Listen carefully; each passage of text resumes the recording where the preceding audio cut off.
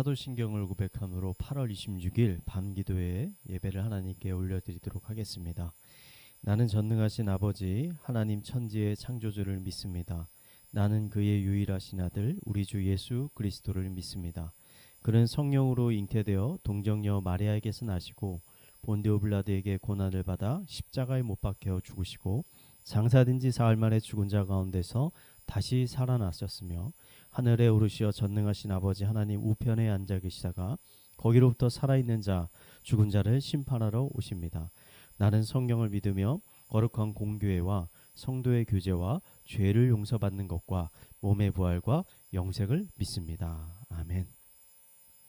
이 시간 우리가 함께 나눌 말씀은 데살로니가 전서 4장 1절에서 12절까지 말씀입니다. 우리 함께 읽도록 하겠습니다. 그러므로 형제들아 우리가 끝으로 주 예수 안에서 너희에게 구하고 권면하노니 너희가 마땅히 어떻게 행하여 하나님을 기쁘시게 할 수 있는지를 우리에게 배웠으니 곧 너희가 행하는 바라 더욱 많이 힘쓰라. 우리가 주 예수로 말미암아 너희에게 무슨 명령으로 준 것을 너희가 아느니라. 하나님의 뜻은 이것이니 너희의 거룩함이라. 곧 음란을 버리고 각각 거룩함과 존귀함으로 자기의 안에 대할 줄을 알고 하나님을 모르는 이방인과 같이 세욕을 따르지 말고 이 일에 분수를 넘어서 형제를 해하지 말라. 이는 우리가 너희에게 미리 말하고 증언한 것과 같이 이 모든 일에 주께서 신원하여 주심이라. 하나님이 우리를 부르심은 부정하게 하심이 아니요 거룩하게 하심이니 그러므로 저버리는 자는 사람을 저버림이 아니요 너희에게 그의 성령을 주신 하나님을 저버림이니라. 형제 사랑에 관하여는 너희에게 쓸 것이 없음은 너희들 자신이 하나님의 가르치심을 받아 서로 사랑함이라. 너희가 온 마게도냐 모든 형제에 대하여 과연 이것을 행하도다.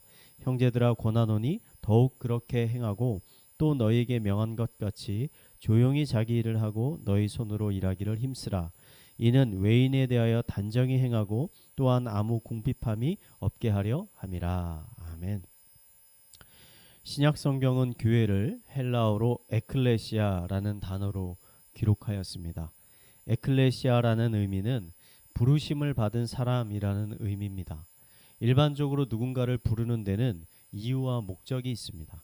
예를 들어서 대한민국 남자들은 성인이 되면 국가의 부름을 받아서 모두 군대에 가게 됩니다. 국가가 남자들을 부른 목적이 무엇입니까? 외세로부터 나라와 국민들을 지키게 하기 위함입니다. 그 목적을 잘 이루기 위해서는 국가가 준비한 훈련을 충실히 받아야 하고 또 각자에게 주어진 임무를 충성하게 수행해야 하는 것입니다. 그래야 대한민국 국민들이 안전하게 생활할 수 있게 되는 것이죠. 그렇다면 하나님께서 세상으로부터 성도들을 부르신 목적은 무엇일까요? 오늘 데살로니가전서 4장 7절과 8절은 그 목적을 다음과 같이 기록하고 있습니다. 하나님이 우리를 부르심은 부정하게 하심이 아니요 거룩하게 하심이니 그러므로 저버리는 자는 사람을 저버림이 아니요 너희에게 그의 성령을 주신 하나님을 저버림이니라. 바울은 하나님께서 성도들을 부르신 목적이 거룩함에 있다라고 지금 고백하고 있습니다. 거룩함이란 하나님이 주신 말씀에 따라서 윤리 도덕적으로 정결하고 깨끗한 삶을 사는 것을 의미합니다. 하나님의 이러한 부르심은요, 애굽에서 종살이를 하고 있던 이스라엘 백성을 부르실 때도 동일하였습니다. 하나님은 모세를 통해서 10가지 무서운 재앙을 애굽에 일으키셔서 이스라엘 백성들을 애굽으로부터 구원하셨습니다. 애굽에서 탈출한 백성들은 홍해를 건너서 하나님의 충만한 임재가 있는 시내산에 도착했습니다. 이곳에서 하나님은 이스라엘 백성들과 언약을 맺으셨습니다. 앞으로 하나님은 이스라엘의 하나님이 되시고 이스라엘은 하나님의 거룩한 백성이 된다라는 언약입니다. 이 언약을 맺으시면서 하나님은 자신이 이스라엘 백성들을 자신의 백성으로 삼으신 그 부르심의 목적을 다음과 같이 말씀하셨습니다. 너는 이스라엘 자손들의 온 회중에게 말하여 이르라. 너희는 거룩하라. 이는 나 여호와 너희 하나님이 거룩함이니라. 하나님이 이스라엘 백성들을 애굽에서 구원하신 것은 단순히 이스라엘 백성들을 종의 신분에서 벗어나 자유인이 되게 하려 함이 아니었습니다. 하나님이 이스라엘 백성들을 애굽에서 구원하신 것은 이스라엘 백성들이 더 이상 애굽의 부패하고 죄악된 문화 가운데 남아서 그들과 똑같이 살아가는 것이 아니라 이제는 그것으로부터 벗어나서 하나님이 기뻐하시는 거룩한 삶을 살기를 원하셨기 때문입니다. 많은 기독교인들이 하나님이 자신을 구원해 주셨다는 사실은 잘 알고 있지만 하나님께서 왜 나를 구원해 주셨는지에 대해서는 모르고 있는 경우가 너무나 많이 있는 것 같습니다. 그렇기 때문에 기독교인이 되어서도 이전과 같이 부패한 삶을 그대로 살아가게 됩니다. 아마도 데살로니가 교회에도 이런 사람들이 있었던 것 같습니다.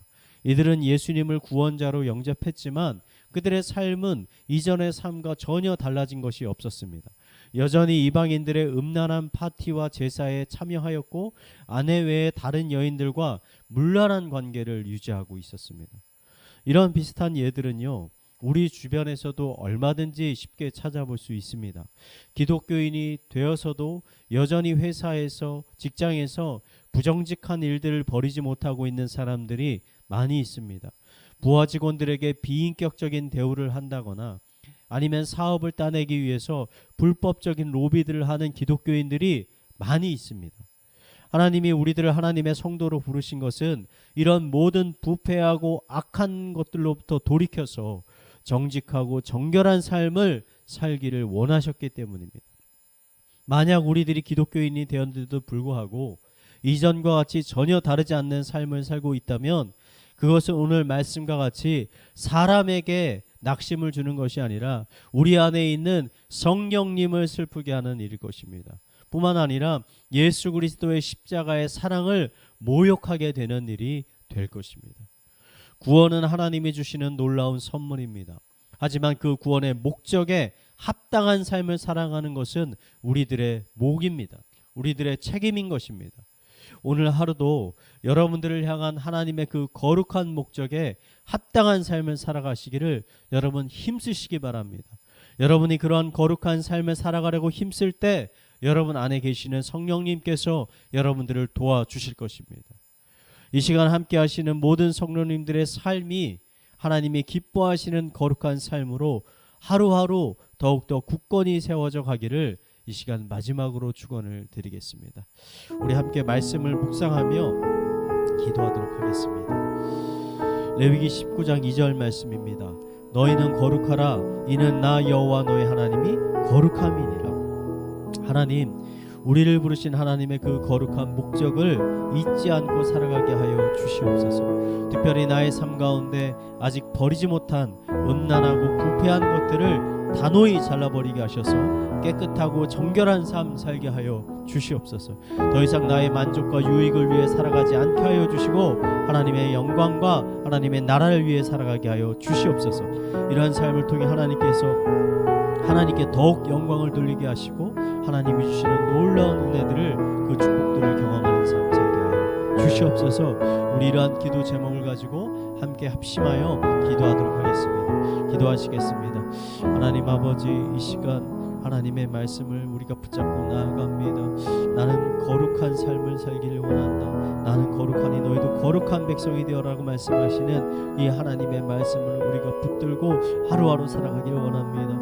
더 이상 부패하고 더 이상 악하고 음란한 삶, 나의 정욕을 채우는 삶을 살아가게 하여 주시 마시고 이제는 하나님이 기뻐하시는 뜻에 따라서 하나님께 영광 돌리는 삶, 하나님이 기뻐하시는 깨끗하고 정결한 삶을 살아가도록 우리가 힘쓰게 하여 주시옵소서. 힘써 싸우게 하여 주시옵소서. 사탄의 유혹과 시험에 넘어지지 않게 하여 주시고 하나님이 주시는 영적인 능력들과 영적인 전신갑주를 입고 힘써 싸울 수 있도록 하나님께서 인도하여 주시옵소서. 능히 감당케 하여 주시옵소서. 아버지, 정결한 백성 되게 하여 주시옵소서.